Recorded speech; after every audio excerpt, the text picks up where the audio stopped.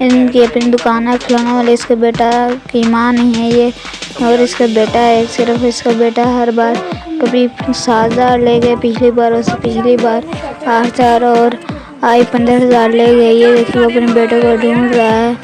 ये देखिए वो कब से निकला हुआ है, इसके 15,000 गले चक के। वो देखिए अब मिल भी नहीं रहा, कितनी दूर वो चला गया है। ये देखिए वो घंटा 1.5 से ढूंढ रहा है मगर वो नहीं मिल रहा है। ये देखिए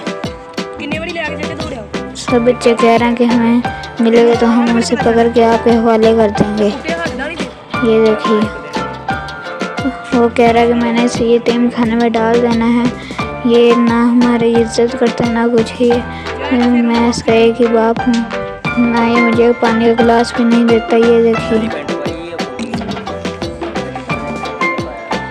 कह रहा है कि उसने पैंट ट्राउजर पहनी हुई इसी फौजी की तरह। ये देखिए कह रहा है इस रंग की सी तकरीबन 12-13 साल का बच्चा था। ये देखिए